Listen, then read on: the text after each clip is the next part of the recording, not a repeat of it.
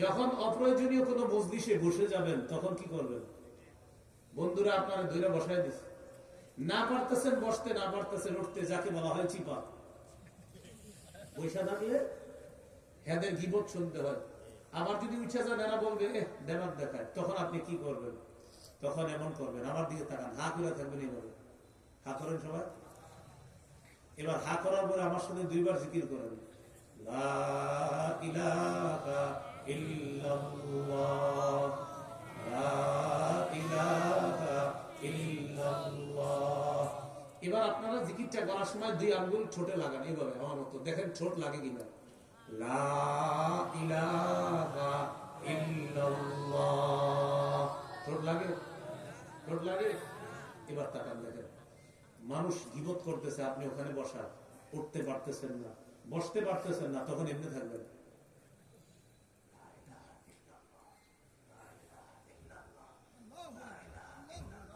তারা ভাববে কি জানেন? তারা ভাববে আপনি মুখ খুইলা মন দিয়া তাদের কথা শুনতেছেন, আপনি এমন করবেন।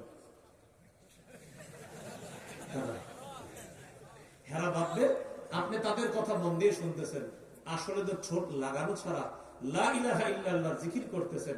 তিরমিজি 3592 নম্বর হাদিস, সেকেন্ডে সেকেন্ডে আসমানের দরজাগুলো খুলে দেওয়া হয়, আপনার লা ইলাহা ইল্লাল্লাহ যেন আরশ পর্যন্ত পৌঁছে যায়। এই টেকনিকটা কাজে লাগবে ইনশাআল্লাহ। লা ইলাহা ইল্লাল্লাহ ঠোঁট লাগে না, এমনি থাকবেন। আপনি কি কথা মন দিয়ে শুনতেছেন? আপনি আপনার বলবে মগা আমগো কথা মন দিয়ে শুনতেছে মনে হয়, এরকম আপনি মনে মনে করবেন আমি মগা না, তোরা তোরা কেন তোরা ভাবতেছস আমি তোদের কথা শুনতেছি না, আমি আসমানের দরজা খুলতেছি। এই হলো অপ্রয়োজনীয় মজলিস, অপ্রয়োজনীয় কথা থেকে বাঁচা। আল্লাহ তৌফিক দান করুন। তাহলে মৌলিক কয় কারণে অন্তর শক্ত হয়? 5। 1 নাম্বার অপ্রয়োজনীয় মেলামেশা, অপ্রয়োজনীয় কথা বলা। 2 নাম্বার বলেন আল্লাহ ছাড়া অন্য কাউকে অন্তরঙ্গ বন্ধু হিসাবে গ্রহণ করা, আপন করা, প্রিয় করা। আল্লাহ ছাড়া অন্য কাউকে যদি আপনি প্রিয় বানান, তাহলে আপনার অন্তর শক্ত হয়ে যাবে। আমাদের বাংলাদেশে 90% বেশি মুসলমান। এই মুসলমানদের হালাত আপনি এমন দেখবেন, তারা মাঝে মাঝে এমন মানুষের সাথে চলে, আল্লাহর চেয়ে ওই মানুষকে বেশি দাম দেয়। আপনি দেখবেন আল্লাহর বিরুদ্ধে কিছু বললে ওই ব্যক্তি কিছু বলে না, কিন্তু যার সাথে সে চলে তার বিরুদ্ধে কিছু বললে সে আপনাকে প্রয়োজনে অন্ধকারে হত্যা করতে রাজি আছে। এর মানে সে আল্লাহর চেয়ে বেশি ভালোবাসে বান্দাকে। সূরা ইয়াসিন তো ডেইলি পড়েন অনেকে, আল্লাহ বলেন ওয়াত্তাখাযু মিন দুনিল্লাহি আলিহাতাল লাআল্লাহুম ইউনসারুন লা ইস্তাতিউনা নাসরাহুম ওয়া হুম লাহুম জুনদুম মুহদারুন। তারা আল্লাহ ছাড়া এমন কাউকে উপাস্য হিসাবে গ্রহণ করে যেন তাদেরকে সাহায্য করা হয়। লা ইস্তাতিউনা নাসরাহুম, তারা তাদেরকে সাহায্য করার ক্ষমতা রাখে না, সাহায্য করতে পারবে না। এই জন্য মনে রাখবেন, আমাদের দেশে কিছু কিছু সময় আসে যে সময় আমরা নিজের ঈমান, নিজের আত্মমর্যাদা, নিজের বিশ্বাস, নিজের আখিরাত, নিজের ইসলামকে ভুলে গিয়ে আমরা আল্লাহর চেয়ে বান্দাকে বেশি প্রাধান্য দিই। এই কাজ যারা করে তাদের অন্তর শক্ত হয়ে যায়। এই মানুষগুলোর হালাত এমন হয়, ইসলামের ব্যাপারে, কোরআনের ব্যাপারে, হাদিসের ব্যাপারে, আল্লাহর ব্যাপারে কিছু বলবেন এর গায়ে লাগে না, কিন্তু সে যে নেতার সাথে চলাফেরা করে তার ব্যাপারে কিছু বলেন সে অগ্নিশর্মা হয়ে যায়। এখান থেকে বোঝা যায় সে আল্লাহর চেয়ে মাখলুককে বেশি ভালোবাসে। অন্তর শক্ত হয়ে যাবে। এই হলো 2 নাম্বার। 3 নাম্বার, এটা আমার সাথে একটু বলতে হবে, বলেন লম্বা আশা। তুলুল আমাল, অর্থাৎ লম্বা আশা। তুলুল আমাল অর্থ হলো লম্বা আশা। এই লম্বা আশা মানুষকে আখিরাত ভুলিয়ে দেয়, আল্লাহ ভুলিয়ে দেয়। লম্বা আশা মানুষকে আখিরাত ভুলিয়ে দেয়, আল্লাহ ভুলিয়ে দেয়। লম্বা আশা। মুরব্বীর বয়স 70 বছর, মনটা খারাপ। কাকা আপনার মন খারাপ? হ্যাঁ, কেন? ইতালি 2টা ছেলে আছে তো মাশাআল্লাহ, তাদের অবস্থা খারাপ নাকি? কয় না, 7-8 লাখ টাকা করে এক একজন কামাই করে। তো আপনার মন খারাপ কেন? আরেকটা ছেলে বাংলাদেশে, তার কোনো কিলকিনারা করতে পারি না এখনো। কত পায় বেতন? বাংলাদেশে কামায় কত? 1 লাখ। বাংলাদেশে যে আছে সে 1 লাখ কামায়। ইতালি যারা আছে তারা 7-8 লাখ টাকা করে কামায়। এই জন্য কাকার মন খারাপ। ছোট ছেলের জন্য কোনো কুল কিনারা করতে পারে নাই, এই জন্য তার মন খারাপ। কাকার লম্বা আশা, কাকা মারা যাবে, তাসবি হাতে থাকার কথা, আল্লাহ বিল্লাহ করার কথা, কিন্তু না, কাকার লম্বা আশা, আরো চাই, আরো চাই। রাসূলুল্লাহ সাল্লাল্লাহু আলাইহি সাল্লাম বলেন, আদম সন্তানকে যদি উহুদ পাহাড় স্বর্ণ বানায় দেওয়া হয়, লা আহাব্বা ইলাইহি সানিয়া, সে বলবে আমার আরেকটা স্বর্ণ দরকার, স্বর্ণের পাহাড়। ওয়ালা উতিয়া সানিয়া, তাকে যদি দ্বিতীয় আরেকটা স্বর্ণের পাহাড় দেওয়া হয়, লা আহাব্বা ইলাইহি সালিসা, সে বলবে আমার তৃতীয় আরেকটা স্বর্ণের পাহাড় দরকার। নবীজি বলেন, লা ইয়ামলা জাওফা ইবনি আদম ইল্লা তুরাব, আদম সন্তানের পেট মাটি ছাড়া কোনো কিছু ভরতে পারে না। সারা জীবন বলবে আমার আরো লাগবে, আরো লাগবে। হ্যাঁ, যেদিন কবরে দাফন করে আসবা সেদিন ওই মাটি তার পেট ভরবে, এর আগে আদম সন্তানের পেট ভরবে না। লম্বা আশা মানুষকে আল্লাহ বুলায় দেয়। লম্বা আশা মানুষকে অন্তর শক্ত বানায় দেয়, মানুষের অন্তর শক্ত বানায় দেয়।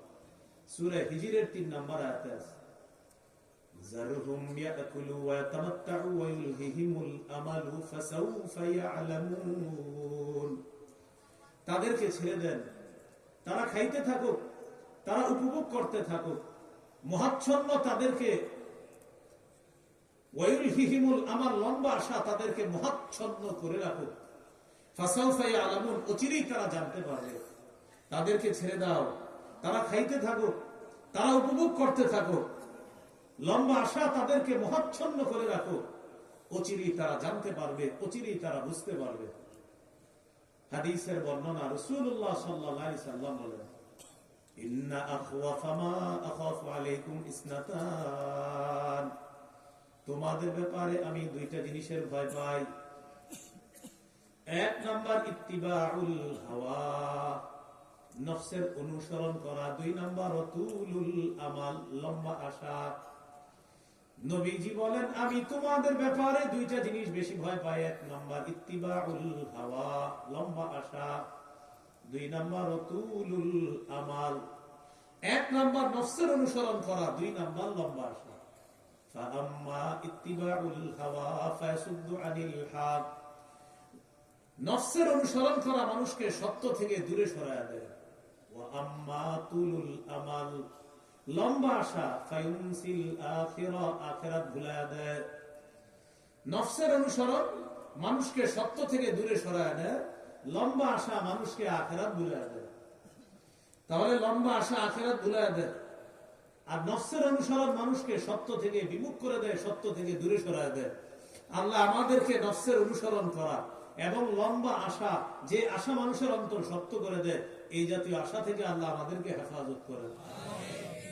সহিহ বুখারীর বর্ণনা, আলী রাদিয়াল্লাহু তাআলা আনহু বলেন, ইরতাহালাতিদ দুনিয়া মুদবিরাতান ওয়ারতাহালাতিল আখিরাতু মুকবিলা। আলী রাদিয়াল্লাহু তাআলা আনহু বলেন, দুনিয়া পিছিয়ে যাচ্ছে, আখিরাত সামনের দিকে আসতেছে। ওয়া লিকুল্লিম মিনহুমা বানুন, প্রত্যেকের সন্তান আছে। ফাকুনু মিন আবনাইদ দুনিয়া ওয়ালা তাকুনু, ফাকুনু মিন আবনাইল আখিরা ওয়ালা তাকুনু মিন আবনাইদ দুনিয়া, তোমরা দুনিয়ার সন্তান হও না, তোমরা আখিরাতের সন্তান হও। কুনু মিন আবনাইল আখিরা, তোমরা আখিরাতের সন্তান হও। ওয়ালা তাকুনু মিন আবনাইদ দুনিয়া, তোমরা দুনিয়ার সন্তান হও না। এবার আপনারা বলেন তো, দুনিয়া এগিয়ে আসছে না পিছনে যাচ্ছে? কিন্তু বর্তমানে সবার স্লোগান হলো, পৃথিবী যখন সামনের দিকে এগিয়ে যাচ্ছে, হুজুররা পিছিয়ে যাচ্ছে।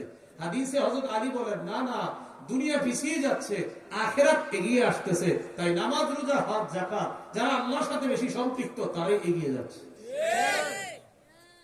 মানুষ কি বলে, দুনিয়া যখন এগিয়ে যাচ্ছে তখন হুজুররা পিছিয়ে যাচ্ছে, তাদের মাদ্রাসার এই ক্লাসে এটা দরকার, তারা পিছিয়ে যাচ্ছে। আর না, হাদিস তো বলতেছে দুনিয়া পিছিয়ে যাচ্ছে, আখিরাত এগিয়ে আসতেছে।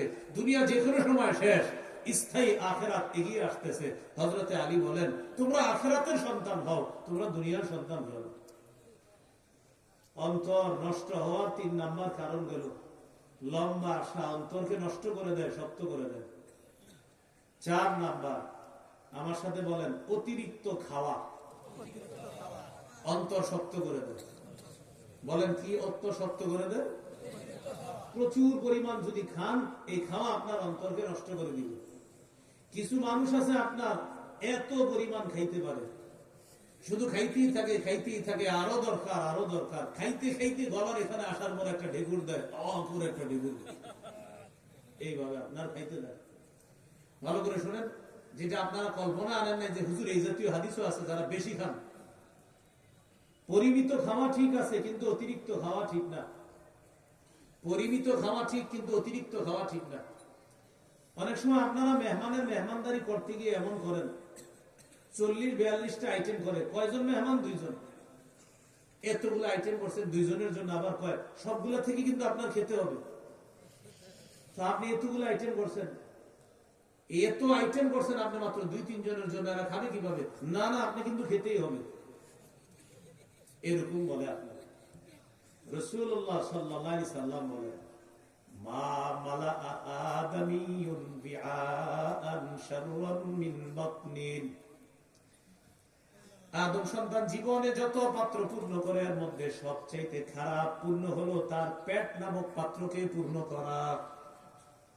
নবীজি বলেন, আদম সন্তান তার পেটের চাইতে অন্য কোন আর খারাপ কোন পাত্র পূর্ণ করে না।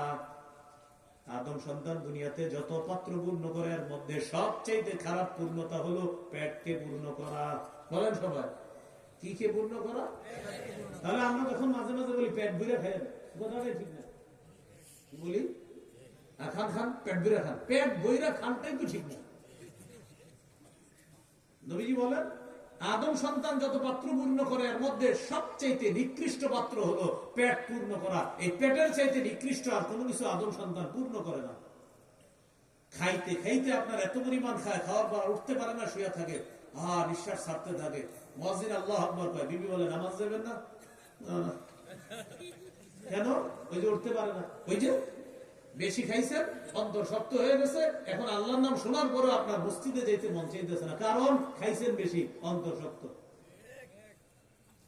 এবার নবীজি কি বলে দেখেন, যদি তোমার খানা প্রয়োজন হয় আদম সন্তান, তাহলে তুমি শোনো, বিহাসবি বিনি আদামা উকুলাত ইউকিমনা সুলবাহু। আদম সন্তানের জন্য এতটুকু খাবারই যথেষ্ট, যে খাবার তার পিঠটা সোজা রাখে। নবীজি বলেন, আদম সন্তানের জন্য কয়েক লোকমা খাদ্য যথেষ্ট, যে খাদ্য তার পিঠটাকে সোজা রাখে। আদম সন্তানের জন্য কয়েক লোকমা খাদ্য যথেষ্ট, যে খাদ্য তার পিঠটাকে সোজা রাখে। বিহাসবিবনি আদম, আদম সন্তানের জন্য যথেষ্ট উকুলা, কয়েক লোকমা খাদ্য, ইউকিমনা সুলবা, যে খাদ্যগুলো তার পিঠের মেরুদণ্ডরা সোজা রাখে, এটাই যথেষ্ট। যদি বলেন না হুজুর কয়েক লোকমা আমার হবে না, আরো লাগবে, নবীজি বলে দিয়েছেন, তোমার যদি আরো প্রয়োজন হয় ফাসুলুসুন লিতাআম, তাহলে পেটটাকে খাবারের জন্য 3 ভাগের 1 ভাগ পেটে খাবার দেয়। তাহলে 3 ভাগের 1 ভাগ গেলে রয়েছে কয় ভাগ? আরো ওয়াসুলুসুন লিশারাব, 3 ভাগের 1 ভাগে পানি দাও। তাহলে 3 ভাগের 2 ভাগ হয়ে গেল, 1 ভাগে খাবার, আরেক ভাগ কি রইল? কয় ভাগ? ওয়াসুলুসুন লিনাফাসিহি, আরেক ভাগ শ্বাস প্রশ্বাসের জন্য। 1 ভাগ খাবার ঢুকাবেন, আরেক ভাগ পানি, আরেক ভাগ শ্বাস প্রশ্বাসের জন্য। এই জন্য দেখবেন বেশি খাইলে তখন আর নাক দিয়ে শ্বাস নিতে পারে না, তখন এরকম করে মুখ দিয়া, কারণ এই যে খাইছেন বেশি, এখন যেখান থেকে শ্বাস আসা দরকার আসতেছে না। না, এটা হাসির কথা না, এটা তো ভালো কথা। রাসূল সাল্লাল্লাহু আলাইহি সাল্লাম বলেন, তোমার যদি খাইতে হয় বেশি, তাহলে তুমি সুলুসুন লিতাআমিহি, খাবারের জন্য 3 ভাগের 1 ভাগ, ওয়াসুলুসুন লিশারাবিহি, পানীয়ের জন্য 3 ভাগের 1 ভাগ, ওয়াসুলুসুন লিনাফাসিহি, শ্বাস প্রশ্বাসের জন্য 3 ভাগের 1 ভাগ। এটা হলো আল্লাহর রাসূলের কথা। এইভাবে আজকে থেকে এইভাবে খাবার খান। আল্লাহ কসম করে বলছি, আমার হাবিবের সুন্নাহ এটাই সঠিক। আজকে থেকে আপনি এইভাবে খাবার খান, আপনি নিশ্চিত আগের চেয়ে আল্লাহকে বেশি স্মরণ করবেন। বেশি খাইলে আল্লাহর বেশি স্মরণ করতে পারবেন না, অতিরিক্ত খাইলে। আমি আবার বলছি, পরিমিত খাবেন, অতিরিক্ত খাবেন না। তাহলে 4 নম্বর অন্তর শক্ত হওয়ার উপায় হলো বেশি খাওয়া, অতিরিক্ত খাওয়া। সর্বশেষ 5 নম্বর উপায় অন্তর শক্ত হওয়ার, বলেন বেশি ঘুমানো। পরিমিত ঘুমানো ঠিক আছে, পর্যাপ্ত ঘুমানো ঠিক আছে, কিন্তু বেশি ঘুমাবেন না। বেশি ঘুমাবেন না, 6 ঘন্টা ঘুমান, বা ডাক্তারের সাথে পরামর্শ করে তিনি যদি আরেকটু বেশি বলে বেশি ঘুমান, তো কমপক্ষে 6 ঘন্টা ঘুমান। শীতকালে আপনি যদি 10টায় ঘুমান, 6টা বাজে ফজরের নামাজের জামাত দাঁড়ায় 6টা 5-এ 6টা 10-এ, 10টায় ঘুমাইলে 4টায় যদি ওঠেন 6 ঘন্টা হয়। এই 4টা বাজে ওঠার পর আপনি কিছু তাহাজ্জুদ নামাজ পড়তে পারেন। হাদিসে আসছে আশ-শিতাউ রাবিউল মুমিন, শীতকাল হলো মুমিনের ইবাদতের বসন্তকাল। বলেন শীতকাল ইবাদতের। আরেক হাদিসে আসছে আশ-শিতাউ গনিমাতুল আবিদ, শীতকাল হলো ইবাদতগুজার বান্দার জন্য আল্লাহর পক্ষ থেকে একটা গনিমত। এই গনিমতকে যেন মুমিন বান্দারা শীতকালে কাজে লাগায়, আগে আগে ঘুমাবে, আবার আগে আগে উঠা 2, 4, 8, 10 রাকাত তাহাজ্জুদের নামাজ পড়বে, আল্লাহর সাথে সম্পর্ক গাঢ় এবং নিবিড় করবে। কিন্তু মানুষ কি করে শীতকালে আপনার ঘুমাইতে ঘুমাইতে ক্লান্ত হওয়ার পরে ওই ক্লান্তি দূর করার জন্য আবার ঘুমান। আপনি যদি 10টায় ঘুমান, তো আপনি উঠছেন কয়টা বাজে? 4টায়। উঠার পরে ইবলিস আপনাকে বুঝাইছে এখনো 2 ঘন্টা 10 মিনিট আছে জামাতে, তুমি কেন উঠবা? তো আপনি আবার ঘুমাইছেন, 5টা বাজে উঠছেন। উঠার পরে তখন আপনার শরীর আপনার মানে তখন ক্লান্তি, এখন হলো ক্লান্ত লাগতেছে শরীর, ঘুমাইছেন মোট 7 ঘন্টা। এই 7 ঘন্টার ক্লান্তির পরে ইবলিস বুঝায় ক্লান্তি দূর করার জন্য আবার ঘুমান, তখন আপনার আবার ঘুমাইতে হবে। এইভাবে আপনি ঘড়ির অ্যালার্ম দিতেছেন, অতিরিক্ত আপনি ঘুমাইতেছেন, যে ঘুমের কারণে আপনি ফজর পড়বেন করতে করতে হঠাৎ দেখেন 9টা বাজে। ইন্না লিল্লাহি ওয়া ইন্না ইলাইহি রাজিউন। সূরা নাবার 9 নম্বর আয়াতে আছে ওয়াজআলনা নাওমাকুম সুবাতা, আমি তোমাদের জন্য ঘুমকে বানিয়েছি আরামের জন্য, রাহাতাল লিল আবদার, তোমাদের শরীরের আরামের জন্য ঘুমকে আমি আল্লাহ দিয়েছি। তাহলে বলেন তো, পরিমিত ঘুম ঠিক আছে, অতিরিক্ত যদি ঘুমান শরীরে ক্লান্তি এসে যায়, অলসতা এসে যায়। যার মধ্যে অলসতা আসবে তার অন্তর শক্ত হয়, যার অন্তর শক্ত হবে সে ফজর থেকে দূরে সরে যাবে, আল্লাহ থেকে দূরে সরে যাবে, নামাজ থেকে দূরে সরে যাবে। তাহলে অতিরিক্ত ঘুমের কারণে মানুষ অলস হয়, অলসতার কারণে অন্তর শক্ত হয়, অন্তর শক্ত হইলে আল্লাহ থেকে মানুষ দূরে সরে যায়। আলোচনা বুঝেন? 2 নম্বর আলোচনা গেল। বলেন তো অন্তর শক্ত হয় মৌলিক কয় কারণে? 1 নাম্বার অন্তর শক্ত হয় অপ্রয়োজনীয় মেলামেশা, অপ্রয়োজনীয় কথার কারণে। 2 নাম্বার আল্লাহ ছাড়া অন্য কাউকে আপন বানালে। 3 নাম্বার অন্তর শক্ত হয় অতিরিক্ত আশা, অতিরিক্ত কামনা চাহিদা, তুলুল আমাল, লম্বা আশার কারণে অন্তর শক্ত হয়ে যায়। 4 নাম্বার অতিরিক্ত খাওয়া। 5 নাম্বার অতিরিক্ত ঘুম। এই মৌলিক 5টি কারণে অন্তর নষ্ট হয়। আল্লাহ আমাদেরকে হেফাজত করে। আজকে 3 নম্বর আলোচনা, অন্তর গাফেল হয় কেন? গাফেল মানে অলস। অলস মানে আপনি নামাজি মানুষ কিন্তু হঠাৎ হঠাৎ আপনি নামাজে অলসতা এসে যায়। আপনি নামাজি মানুষ কিন্তু মাঝে মাঝে আপনার নামাজে অলসতা আছে। তাহলে একটু শিখে নিই, বলেন অন্তর গাফেল হয় 2 কারণে। সন্তান, সম্পদ। বলেন তো সবাই অন্তর গাফেল হয় কয় কারণে? কে কে? সম্পদ। সূরা মুনাফিকুনের 9 নম্বর আয়াত, 28 পারা 14 নম্বর পৃষ্ঠাে আল্লাহ বলেন ইয়া আইয়ুহাল্লাযীনা আমানু লা তুলহিকুম আমওয়ালুকুম ওয়ালা আওলাদুকুম আন যিকরিল্লাহ। হে ঈমানদারগণ, তোমাদের সম্পদ, তোমাদের সন্তান, তোমাদেরকে যেন জিকির থেকে গাফেল করে না দেয়। আয়াতের মাধ্যমে বোঝা যায় আল্লাহর জিকির থেকে, আল্লাহর স্মরণ থেকে অন্তর গাফেল করে 2 জিনিস, সম্পদ এবং সন্তান। দোকানের শাটার আপনি লাগাইতেছেন, মুয়াজ্জিন সাহেব বলতেছে কদ কামাতিস সালাহ, কদ কামাতিস সালাহ। মুয়াজ্জিন বলতেছে নামাজ দাঁড়ায় গেছে, তাই দোকানের শাটার লাগাইতেছেন। ওই মুহূর্তে একজন কাস্টমার এসে বলতেছে 10,000 টাকার সদাই নিমু।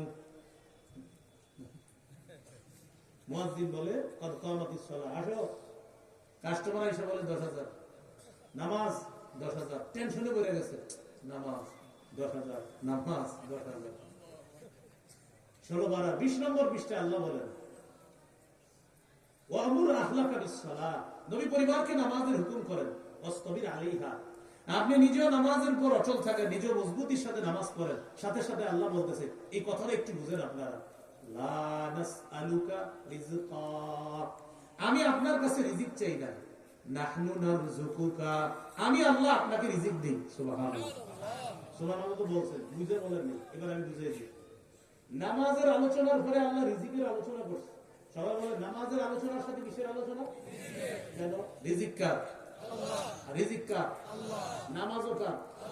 তাহলে আল্লাহর কাজ করব নামাজ, এই নামাজের সাথে আবার আল্লাহর রিজিক, এই রিজিকের আলোচনা আল্লাহ করছে। কেন?